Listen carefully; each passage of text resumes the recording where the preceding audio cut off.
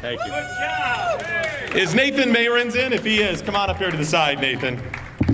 Very good friend of mine, Jamie Radke, who is a professor at Liberty University and organized all the Tea Parties in the state of Virginia. I was at an event like this with her one time, and I heard her say something, and I always give her credit for it. She said, the Constitution is the compromise. They would have us believe that we're supposed to compromise with the bad because, well, it's compromise. You're supposed to reach across the aisle, right? But the Constitution is the compromise. Moving away from it flies in the face of everything that they compromised and came up with the Constitution for. That is the compromise. Compromise is the wrong way to describe where we need to go now. Compromise is me wanting to shoot you and you saying, well, I don't want to be shot. And I said, well, can't I just stab you then? Does that sound fair? No. We need common ground, and there's a lot of common ground out there. It's just people like Boehner are out to divide us, to continue to have power for their political parties. And I'm not going to have any more of it. Our next speaker, former State Director of Concerned Women for America of Ohio, Bobby Raddick.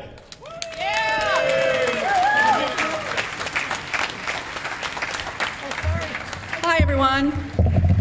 Let me get this out here. Thank you so much for being here and sweating through all this. It's so important that we stand in unity against big government.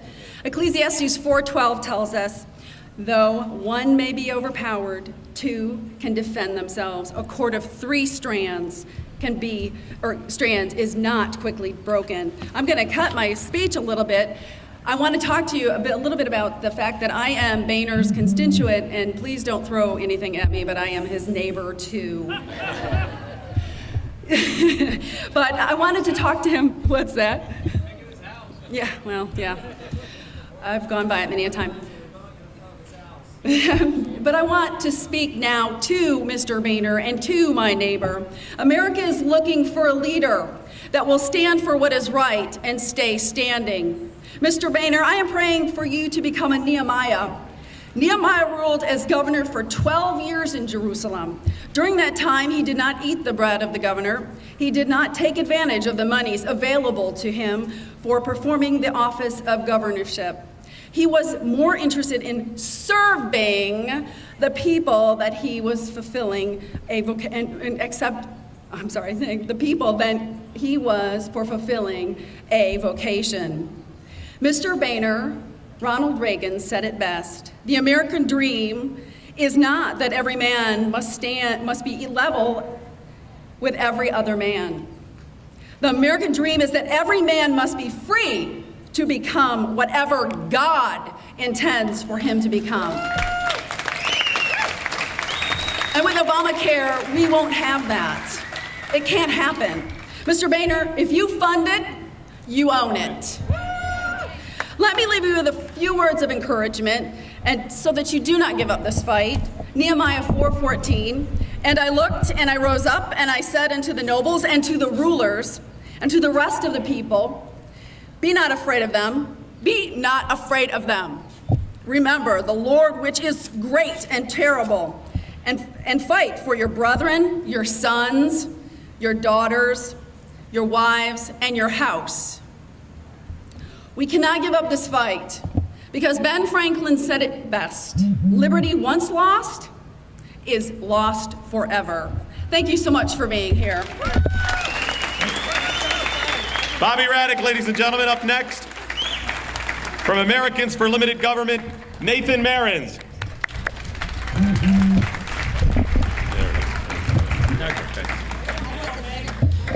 Thank you very much. I want to talk just for a minute about the mechanism that a lot of us are looking at for getting rid of Obamacare, the continuing resolution.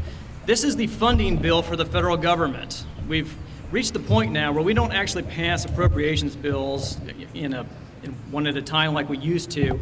We just get to the end of the fiscal year and roll everything into one big bill and then pass that along and hope that nobody pays attention to all the increases in taxes and regulatory burdens and everything else that goes with that.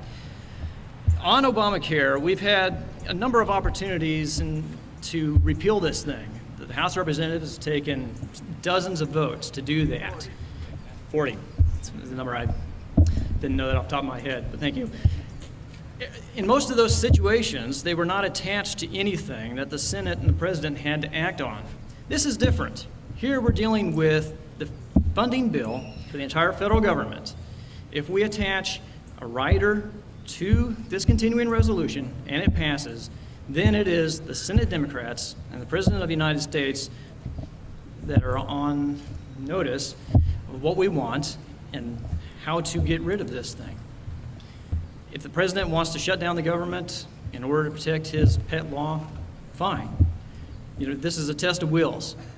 At the end of the day, it comes down to this. Who's going to blink first? Will it be Senate Republicans? Will it be House Republicans? Will it be the President of the United States? We need to pass through the House of Representatives the continuing resolution that defunds Obamacare completely, send it to the Senate, let them deal with it, and let them blink. Thank you very much.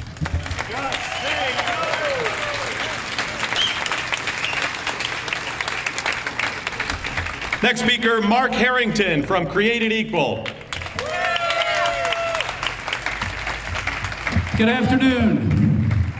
I want to take a second and thank somebody who doesn't want to be thanked. She doesn't want credit here today, but she's going to get some.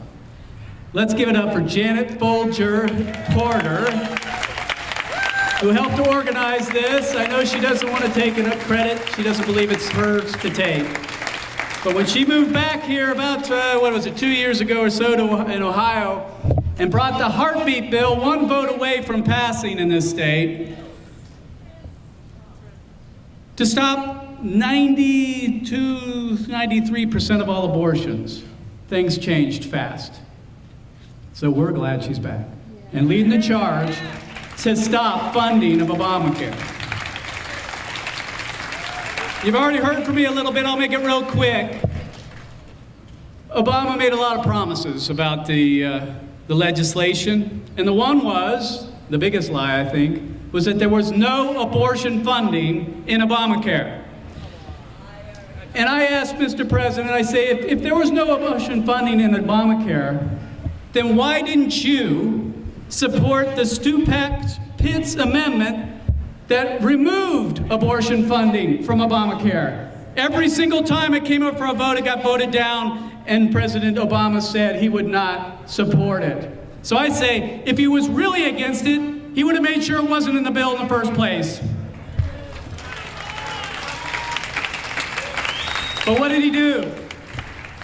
Signed an executive order. I can tell you this, that executive order isn't worth the paper it was written on. It's unconstitutional. An executive order cannot revoke an act of Congress, number one.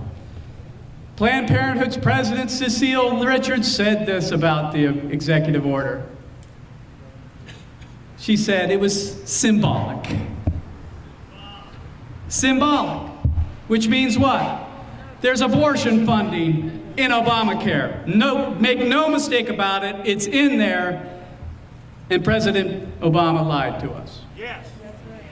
So, what do we do now? Pull the plug on Obamacare. Pull the plug on Obamacare. Pull the plug on Obamacare. Speaker Boehner, pull the plug on Obamacare. No abortion funding in Obamacare. Thank you very much. God bless you. Our next speaker comes to us from a group that I first became aware of on that 9/12 march in Washington, D.C. Do you remember that a few years back? A million or so people walking up to Capitol Hill. Yeah, they impressed me then, and they've continued to impress me every day since. Ladies and gentlemen, from Freedom Works, Andrew Pappas.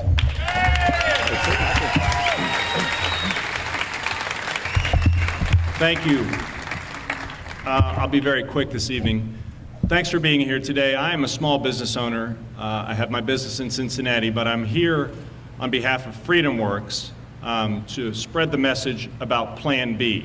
Now, how many of us, we're praying, we're working, we're providing the intestinal fortitude the speaker needs to pull the plug on Obamacare. However, Freedom Works, we're taking the next step, because let's just say that maybe that doesn't happen. and maybe the speaker blinks first and the Republicans blink first. He always has. Correct. I don't know why, I just have a hunch. Call me psychic. Plan B, if you go to freedomworks.org, we have a plan. It's called Burn the Card. And if you can get 3 million by networking, if we can get 3 million Americans to burn their Obamacare card, much like the people in the 60s, the hippies in the 60s would sit around at their sit-ins and burn their draft cards, we can thoroughly debunk and derail Obamacare once and for all. So please, pray, work hard. We're here today. I know you people. You people are the people that show up. You man the call centers. You work the voting booths. You volunteer. You walk neighborhoods. I know who you are. The speaker, if any of his workers or aides are here today, he should know who you are. But let's say they cave first. Let's be ready with Plan B. Go to freedomworks.org and sign up for Burn the Card.